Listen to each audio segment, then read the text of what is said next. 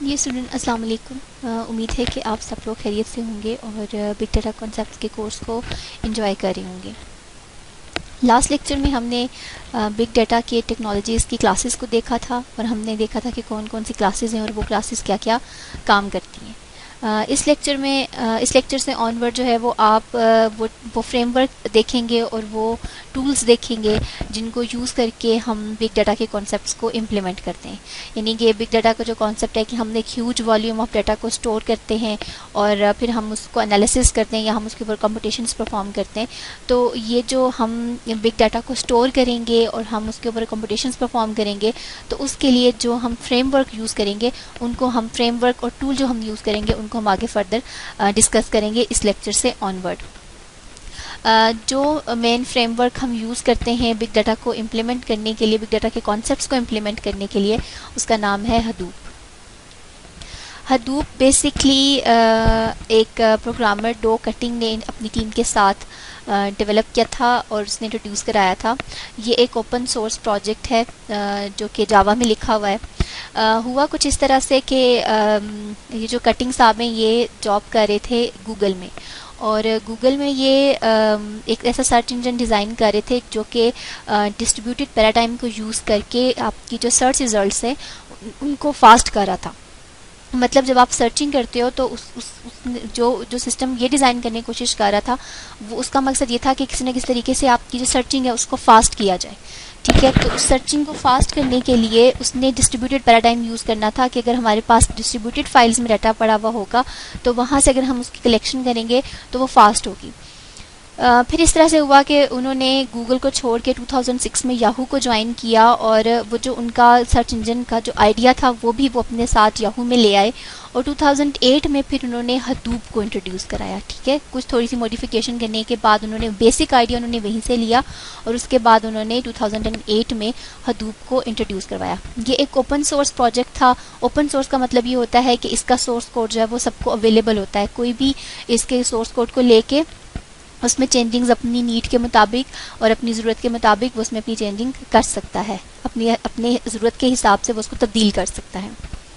ये जो एप्लीकेशन है बेसिकली ये आपके स्टैटिस्टिकल एनालिसिस के को परफॉर्म करने के लिए उन ह्यूज वॉल्यूम ऑफ डेटा ये एप्लीकेशन उसने डेवलप की थी। ये बहुत बड़ी एप्लीकेशन है जो कि स्टैटिस्टिकल एनालिसिस करती है on huge amount of data, और इसमें जो है वो हम मैप रिड्यूस का एल्गोरिथम यूज़ करते हैं। और मैप रिड्यूस क्या है और ये किस तरह से काम करता है ये हम अगले लेक्चर्स में डिटेल में डिस्कस करेंगे। बेसिकली जो हडूप है ये एक डिस्ट्रीब्यूटेड प्रोसेसिंग को सपोर्ट करता है या डिस्ट्रीब्यूटेड सिस्टम्स। इसकी जो बेसिक है वो ये है कि आप जो है ना वो अपने डाटा को डिस्ट्रीब्यूट कर देते हैं across many clusters of computers. ठीक है, वो जो कंप्यूटर्स हैं आपके वो आपके डिफरेंट जगहों पे पड़े हुए हैं और डिफरेंट लोकेशंस के ऊपर पड़े हुए हैं, तो आप अपने डाटा को डिफरेंट क्लस्टर्स ऑफ कंप्यूटर में डिवाइड करेंगे और फिर आप उनके ऊपर डिस्ट्रीब्यूटेड प्रोसेसिंग परफॉर्म करेंगे। तो हडूप का जो बेसिक कॉन्सेप्ट है वो है वो डिस्ट्रीब्यूटेड प्रोसेसिंग का कॉन्सेप्ट है। और ना सिर्फ ये डिस्ट्रीब्यूटेड प्रोसेसिंग करता है बल्कि डिस्ट्रीब्यूटेड स्टोरेज भी करता है। ठीक है, तो इसमें जितने भी कॉन्सेप्ट्स यूज़ हुए हुए हैं वो हमारे पास हैं कि आप किस तरह से आप डिस्ट्रीब्यूटेड स्टोरेज करेंगे, उसके ऊपर किस तरह से आप डिस्ट्रीब्यूटेड प्रोसेसिंग करेंगे और किस तरह से फिर आपने रिजल्ट्स को प्रोड्यूस करना है।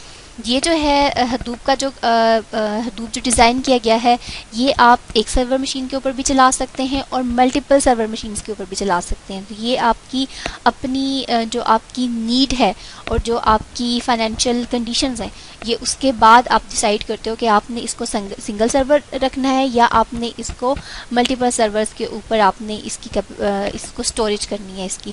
लेकिन इसकी जो मेन थीम है वो बेसिकली डिस्ट्रीब्यूटेड प्रोसेसिंग और डिस्ट्रीब्यूटेड स्टोरेज है। बेनिफिट्स क्या हैं हमारे पास हडूप के? हडूप सबसे पहली बात तो ये कि ये आपके पास स्केलेबल है।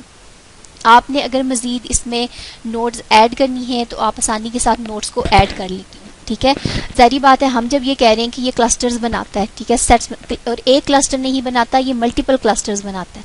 तो जब ये मल्टीपल क्लस्टर्स बनाता है तो आप एक क्लस्टर में अगर आपने कुछ नए सिस्टम्स ऐड करने, और आपके क्लस्टर्स में होगा कि आपके कंप्यूटर्स होंगे या सर्वर्स होंगे, अब आपने कोई किसी एक क्लस्टर में कोई एक और आपने कंप्यूटर ऐड करना है तो आप आसानी से ऐड कर सकते हो। अगर आपने उसमें से कोई नोड या आपने कोई कंप्यूटर उसमें से रिमूव करना है तो आप आसानी से रिमूव कर सकते हो। तो ये आपका स्केलेबल है, आप इसको बढ़ा भी सकते हैं, आप इसको छोटा भी कर सकते हैं, ठीक है। बहुत ज़्यादा इकोनॉमिकल है। इकोनॉमिकल का मतलब ये है कि आपके क्योंकि प्रोसेसिंग जो होती है ना वो आपकी डिस्ट्रीब्यूट हो जाती है मल्टीपल कंप्यूटर्स के ऊपर, ठीक है। तो आपको एक ही बहुत बड़े बड़े आपको सिस्टम्स खरीदने की ज़रूरत नहीं पड़ती, या बहुत महंगे महंगे सर्वर आपको ख़रीदने की ज़रूरत नहीं है। आप छोटे छोटे कंप्यूटर्स को कंबाइन करके, जो कि आपके पास नॉर्मल रूटीन में आपके पास अवेलेबल हैं, आप उनको कंबाइन करके आप अपनी जो प्रोसेसिंग है वो भी परफॉर्म कर सकते हैं। बहुत ज़्यादा एफिशिएंट है ये, और बहुत सारी नोट्स के ऊपर पैरेलल काम हो सकता है आपका, ठीक है। तो बहुत एफिशिएंट रिजल्ट्स देता है। रिलायबल है आपका, काफ़ी ज़्यादा आपके रिलायबल है। और ये क्या करता है बेसिकली कि ये मल्टीपल कॉपीज़ जनरेट करता है आपकी डाटा की, ठीक है। तो in case of any failure आपके पास अपने डाटा की कॉपी मौजूद होती है, तो आप वहाँ से उसको रीस्टोर कर सकते हो।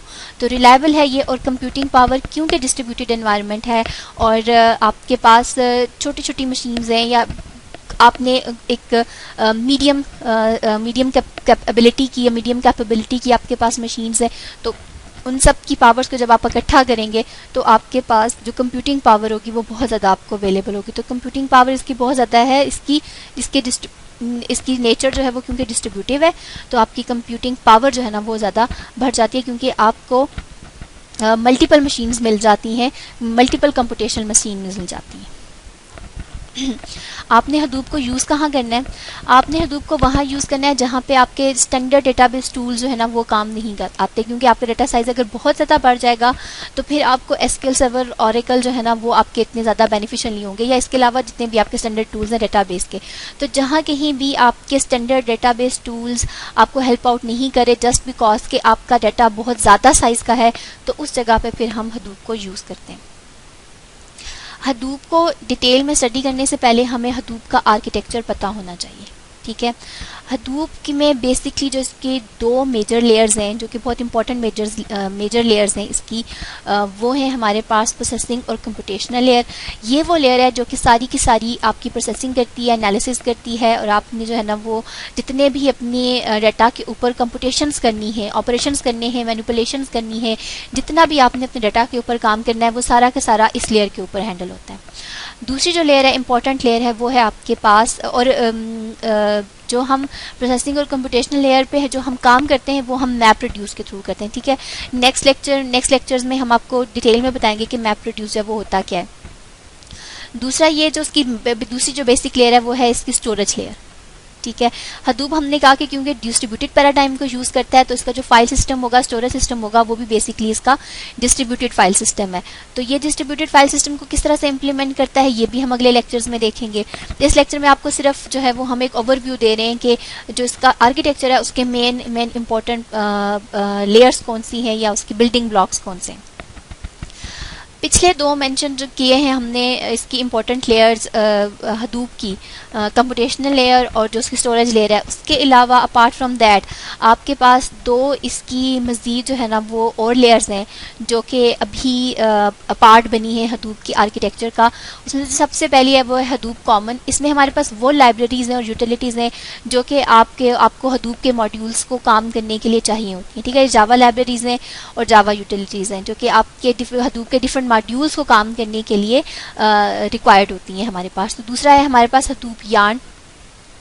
हदूप यार्न बेसिकली वो ऑपरेटिंग सिस्टम है जो कि आप यूज़ करते हैं हदूप में काम करने के लिए, ठीक है। ये बेसिकली क्योंकि हदूप हम ये कह रहे हैं कि वो क्लस्टर्ड एनवायरनमेंट होती है, डिस्ट्रीब्यूटेड एनवायरनमेंट होती है, तो इसके जो काम जॉब जितनी भी ये हदूप जितनी भी जॉब्स परफॉर्म करेगा या जितने भी टास्क परफॉर्म करेगा उसको हैंडल करने के लिए आपके आपके पास एक स्पेसिफिक किस्म का, स्पेसिफिक नेचर का ऑपरेटिंग सिस्टम होना चाहिए।